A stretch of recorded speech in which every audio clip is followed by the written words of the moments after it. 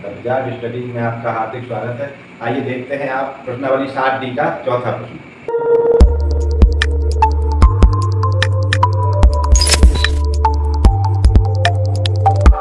मीरा की आयु इस समय रीता की आयु की 4/5 है। मीरा की आयु इस समय माने वर्तमान में रीता की आयु की 4/5 है। और आगे है कि 4 वर्ष पहले मीरा की आयु रीता की आयु की 3/4 थी। इस समय दोनों की आयु क्या है? वर्तमान में दोनों की आयु ज्ञात करना है। इस समय यानी वर्तमान में, तो यही लिख लेते हैं इसको कि माना कि मीरा की वर्तमान इसको कोष्ठक में लिख देंगे इस समय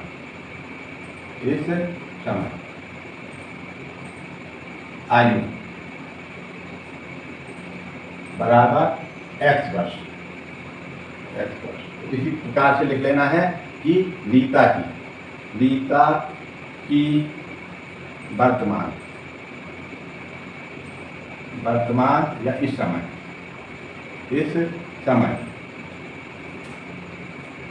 समय आयु वर्तमान माने इस समय बराबर हो जाएगा y वर्ष। अब दूसरा दिया हुआ है इसमें 4 वर्ष पहले, तो अपन को इसमें 4 वर्ष पहले भी दोनों का निकाल लेना है कि मीरा की 4 वर्ष पहले आयु और रीता की 4 वर्ष पहले आयु, इसको भी लिख लेना है। इसी प्रकार से वर्तमान में आज जैसे मान लीजिए इसकी आयु x वर्ष है, तो 4 वर्ष पहले कितनी रही होगी? x - 4।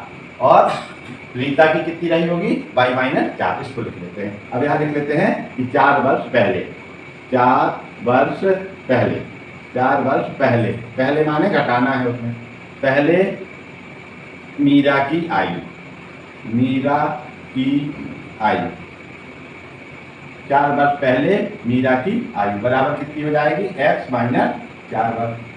x में आज कितनी है उसमें से 4 घटा देंगे तो 4 वर्ष पहले उसकी आयु आ जाएगी। इसी प्रकार से अपन को निकाल लेना है 4 वर्ष पहले रीता की आयु।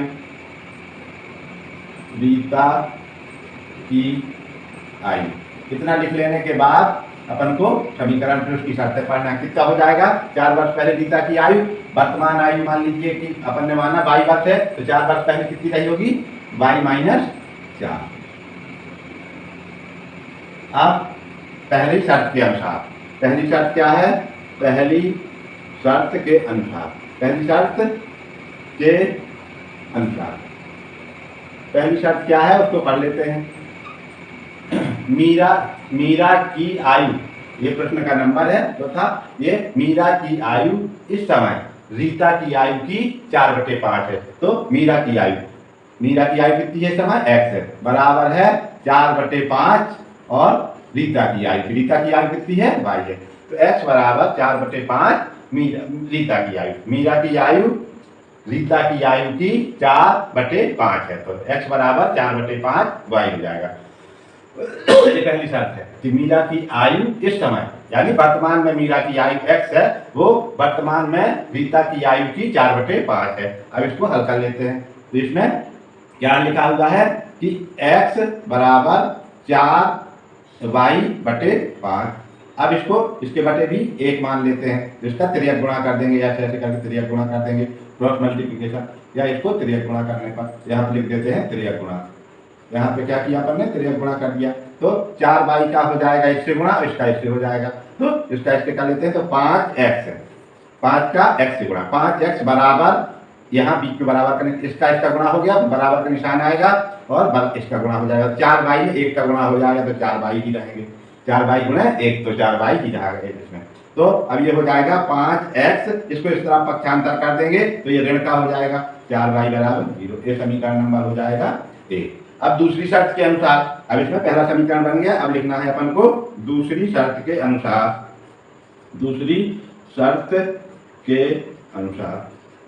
अब दूसरी शर्त पढ़ते हैं। उसमें प्रश्न में दूसरी शर्त क्या दी हुई है? 4 वर्ष पहले, ये लिखा हुआ 4 वर्ष पहले मीरा की आयु। अब 4 वर्ष पहले मीरा की आयु कितनी है? 4 वर्ष, x ऋण 4। 4 वर्ष पहले मीरा की आयु, अब रीता की आयु की 3/4 है। तो रीता की आयु कितनी थी 4 वर्ष पहले? By minus 4। अब जब बराबर का चिन्ह लगाएंगे तो क्या कर लिखना पड़ेगा, 3/4, यानी 4 वर्ष पहले मीरा की आयु रीता की आयु की 3/4 थी, तो बराबर 3/4 और रीता की आयु, यानी मीरा की आयु 4 वर्ष पहले मीरा की आयु 4 वर्ष पहले रीता की आयु की 3/4 थी, रिश्ता हो गया। अब इसका वही क्रॉस मल्टीप्लिकेशन कर लेंगे, पहले इसका अंदर गुणा कर देंगे या फिर इसको जिसका गुणा इससे उसका गुणा उधर से हो जाएगा, तो 4 का गुणा इधर से हो जाएगा इसको।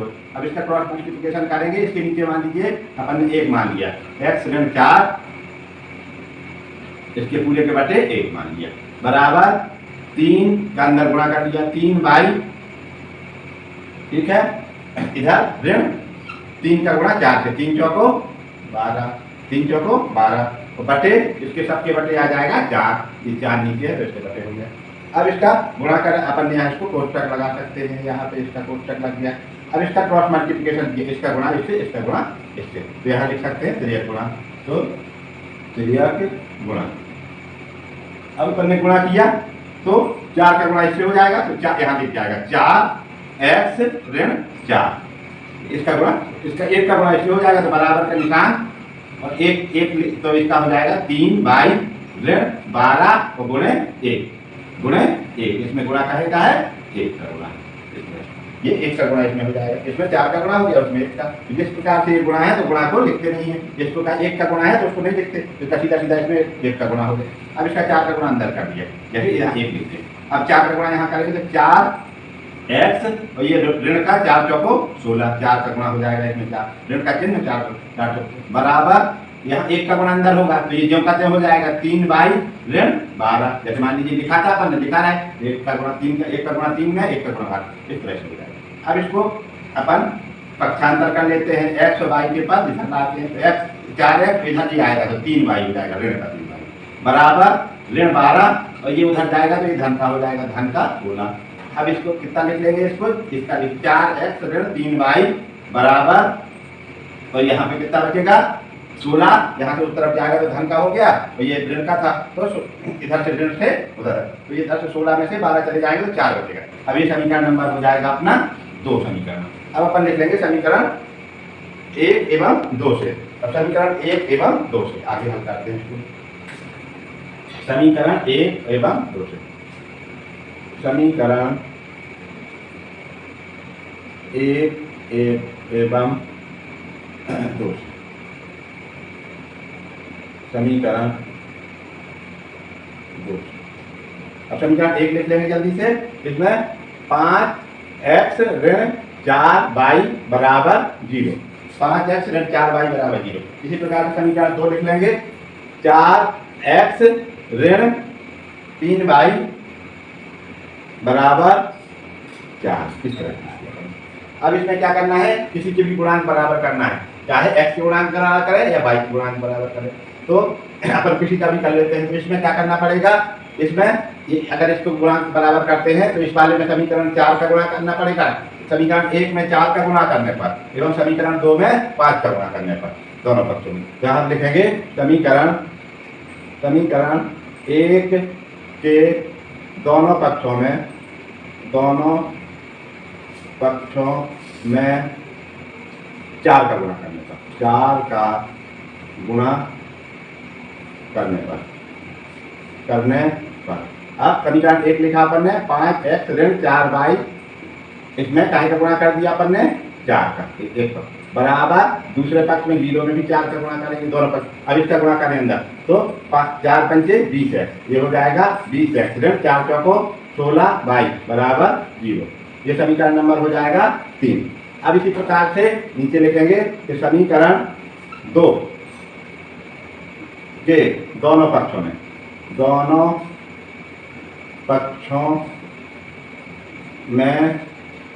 5 का गुणा करने पर, 5 का गुणा करने पर।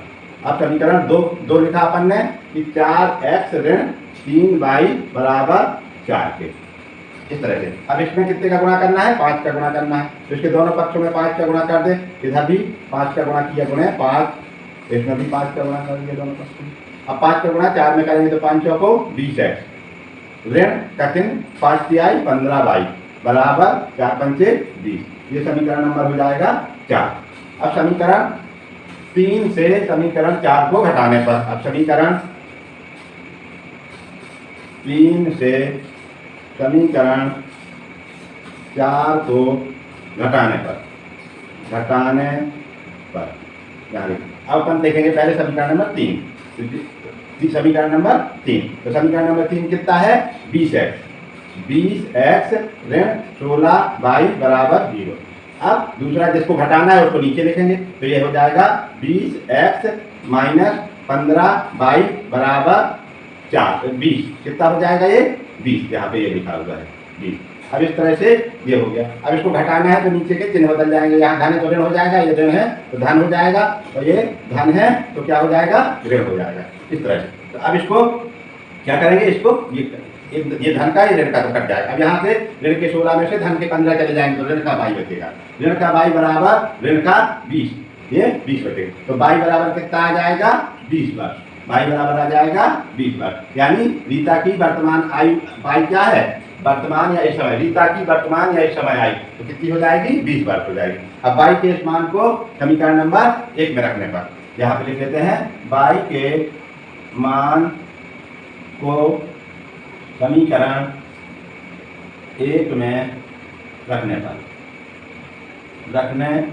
पर अब समीकरण 1 क्या है? ये लिखा हुआ है, यहाँ लिखा है 5x ऋण 4y बराबर 0। तो इसको लिख लेते हैं 5x ऋण 4y बराबर 0। अब y बराबर लिखना है इसमें 20, तो 5x ऋण 4 गुणे y का मान कितना है? y का मान कितना है? 20 है, तो यहाँ पे अपन 20 लिख लेंगे बराबर 0 होता है।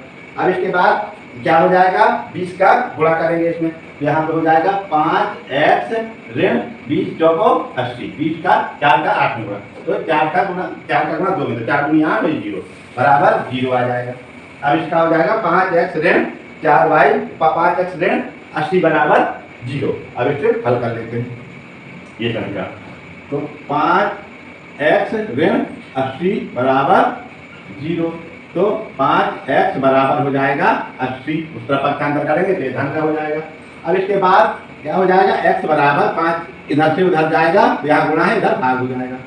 अब इसको काट देंगे अपन, तो x का मान काटेंगे तो इसको कितना आ जाएगा? भाग दे देंगे 80 में, तो यहाँ से या तो 80 में भाग दे दें, तो 80 में भाग देंगे ना, तो कैसे आ जाएगा? 80 में 5 का भाग देंगे, तो 5 एकम 5, 5 एकम 5 यहाँ से आ जाएगा। हटाएंगे तो 3 बचेगा और ये हो जाएगा 0। तो फिर इसमें 5 का पहाड़ा पढ़ेंगे, 30 आ जाए तो 5 का 30। तो इस तरह से x बराबर आ जाएगा 16 वर्ष। x बराबर आ जाएगा 16 वर्ष।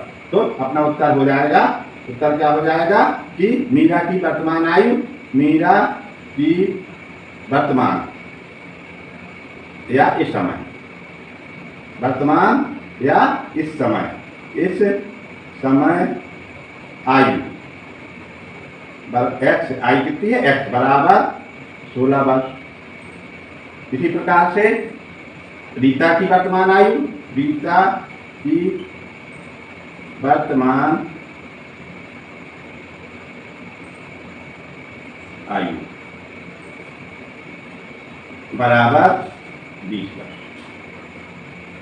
इस समय या वर्तमान एक ही है, तो यहाँ पे y का मान आया 20, x का मान आ गया 16। इस प्रकार से ये सवाल का उत्तर आ गया। मीरा की आयु 16 वर्ष और रीता की आयु 20 वर्ष। अब अपन करते हैं इसका अंतिम सवाल, प्रश्न नंबर 5 कि पिता की आयु अपने पुत्र की आयु की 3 गुनी है, यानी वर्तमान में। ये क्या है? इसमें लिखा नहीं है, लेकिन इसको कभी इस समय पूछता है, कभी वर्तमान में, तो ये एक है दोनों। तो पिता की आयु अपने पुत्र की आयु की 3 गुनी है, यानी वर्तमान आयु उसके पिता की आयु जो है पुत्र की आयु की 3 गुनी है। और 12 वर्ष बाद, यानी 12 वर्ष बाद, आज की वर्तमान आयु से 12 वर्ष बाद पिता अपने पुत्र की आयु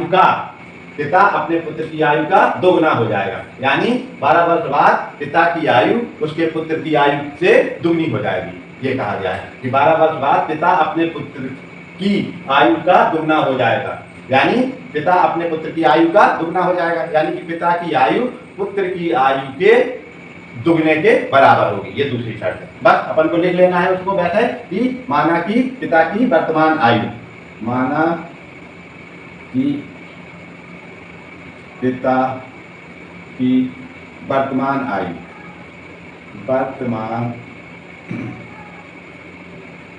आयु बराबर x वर्ष।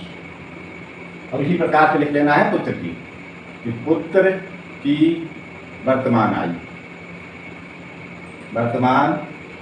आयु बराबर y वर्ष। अब ये वाला दूसरा 12 वर्ष बाद, तो लिख देना है 12 वर्ष बाद पिता की आयु। अब 12 वर्ष बाद पिता की आयु कितनी हो जाएगी? पिता की आयु आज x है, तो 12 वर्ष बाद कितनी हो जाएगी? 12 इसमें जुड़ जाएंगे, 12 साल और जुड़ जाएंगे, x प्लस 12 वर्ष, x प्लस 12, x धन 12 वर्ष हो जाएगा। आज x वर्ष है तो 12 वर्ष बाद कितनी हो जाएगी? उसमें 12 साल और जुड़ जाएंगे। इसी प्रकार से 12 वर्ष बाद इसमें पुत्र की आयु, 12 वर्ष बाद पुत्र की आयु कितनी हो जाएगी? आज वर्तमान में पुत्र की आयु है 22 वर्ष, तो 12 वर्ष हो जाए, 12 वर्ष बाद हो जाएगी उसकी y धन 12 वर्ष।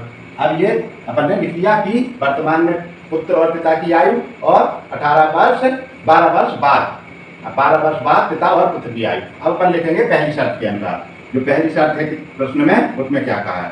पहली शर्त के अनुसार, पहली शर्त के अनुसार क्या है? जो वर्तमान में है पिता की आयु पुत्र की आयु की 3 गुनी है, तो पिता की आयु कितनी है वर्तमान में? x, और पुत्र की आयु वर्तमान में कितनी है? y। तो इसमें बराबर का चिन्ह लगाने के लिए यहाँ पे काहे का गुणा करना पड़ेगा? 3 का, यानी वर्तमान में पिता की आयु पुत्र की आयु की 3 गुनी है, तो x बराबर 3y। अब इसको पक्षांतर कर लेंगे, x ऋण 3y बराबर 0, समीकरण नंबर 1 हो जाएगा। अब लिखना है दूसरी शर्त के अनुसार।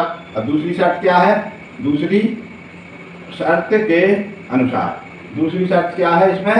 कि 12 वर्ष बाद पिता अपने पुत्र की आयु का 2 गुना हो जाएगा। तो 12 वर्ष बाद दोनों की आयु लिख लेते हैं। 12 वर्ष बाद पिता की आयु कितनी हो जाएगी?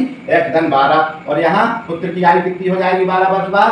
x धन 12, दोनों में 12 जुड़ जाएंगे। अब इसमें बराबर का निशान लगाना है, तो क्या करना पड़ेगा कि पिता की आयु पुत्र की आयु की दुगनी है, तो यहाँ पे अपन को क्या करना पड़ेगा? बराबर का निशान लगाना, तो 2 का गुणा करना पड़ेगा। अब ये समीकरण बन जाएगा। तो अब अपन इसको लिख लेंगे x धन 12 बराबर 2 का गुणा यहाँ हो जाएगा 2y धन 24, 12 दूनी अंदर दोनों में गुणा हो जाएगा, इधर भी गुणा और इधर भी गुणा इसका। अब इसको पक्षांतर कर लेंगे, तो x धन 12 ऋण 2y बराबर 24, ये उधर जो खाते लिखा है। अब इस बार 12 को उस तरफ ले गए, तो x ऋण 2y बराबर 24, और ये उधर जाएगा तो ये भी ऋण का हो जाएगा 12। अब अपन ने लिख लिया क्या हो जाएगा? x ऋण 2y बराबर 24 में से 12 चले जाएंगे तो 12 बचेंगे। ये समीकरण नंबर हो जाएगा 2, ये समीकरण 2। अब समीकरण 1 और 2 को हल करने पर, समीकरण 1 और 2 से, तो समीकरण अब इसमें देखिए x 1 में, इसमें x का गुणांक 1 है, इसमें भी x का गुणांक 1 है, तो समीकरण 1 से समीकरण 2 को घटाने पर सीधा लिख लेते हैं यहाँ पर। समीकरण 1 से समीकरण 2 को घटाने पर, अब समीकरण 1 लिखा पहले अपन ने, कितना है कि x ऋण 3y बराबर 0। उसी प्रकार से समीकरण दूसरा लिख लेंगे, x ऋण 2y बराबर 12। अब यहाँ से घटाने पर, यहाँ पे है घटाने पर, अगर घटाया जाएगा तो इसके नीचे वाले समीकरण के चिन्ह बदल जाएंगे, इस तरह से ये हो जाएगा। अब x एक धन का एक ऋण का, तो एक कट जाएगा। अब 3 ऋण के y और 2 धन के y, तो यहाँ पे ऋण का 1 y बच जाएगा। यहाँ पर ऋण का 3y और धन का 2y, तो 3 में से 2 चले जाएंगे, 1 बचेगा, बराबर हो जाएगा ऋण 12। अब यहाँ 0 में 0 ऋण 12, तो बराबर ऋण 12 ही आएगा, तो यहाँ आ जाएगा ऋण 12। अब y का मान इस तरह से आ जाएगा 12। यहाँ देखते हैं कि y बराबर ऋण 12, तो y बराबर हो जाएगा 12 वर्ष। तो पुत्र की आयु कितनी आ जाएगी? 12 वर्ष। तो यहाँ लिख सकते हैं अपन कि पुत्र की आयु, पुत्र की वर्तमान आयु, पुत्र की वर्तमान आयु y बराबर 12 वर्ष। एक तो ये उत्तर आ जाएगा 12 वर्ष। अब दूसरा अपन को निकालना है कि पिता की आयु। अब x का, y का मान आ गया, अब x का निकालना है। तो अब इसमें y के मान को समीकरण 1 में रखने पर, अब समीकरण 1 में y के इस मान को रख देंगे। समीकरण 1 क्या है? x ऋण 3y बराबर है 0, x ऋण 3y बराबर 0 है समीकरण 1। अब इसमें x ऋण 3 और y का मान कितना है 12, तो लिख देना है इसमें, तो गुणा करके 12 बराबर 0। तो x ऋण 3 का गुणा करेंगे 12 में, तो 12 की 36 बराबर 0, x बराबर आ जाएगा 36 वर्ष।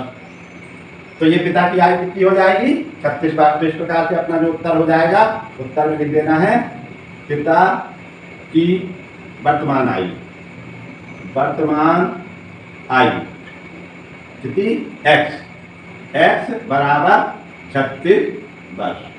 और पुत्र की वर्तमान आयु, पुत्र की वर्तमान आयु y बराबर ये लिखा है कितना आया था 12 वर्ष, 12 वर्ष। इस प्रकार से इस प्रश्न का उत्तर हो जाएगा, पिता की आयु आ जाएगी 36 वर्ष और पुत्र की आयु आ जाएगी 12 वर्ष। पिता 36 वर्ष का, और अब इसको देख भी सकते हैं कि जैसे पहले शर्त थी कि पिता की आयु अब पुत्र की आयु की 3 गुनी, तो 12 से 12 तिहाई 36, 12 का मान उनके 12 वर्तमान में उसकी 3 गुनी है, तो ये सही है। इसका मतलब कि इसका उत्तर की जांच हो रही है कि प्रश्न सही, प्रश्न का उत्तर सही है। अब अपन देखते हैं अगली प्रश्नावली, देखेंगे अगले वीडियो में 7 का पहला दूसरा जितने भी सवाल है, 3 सवाल है साथ ही में, उसको अगले वीडियो में करेंगे। धन्यवाद।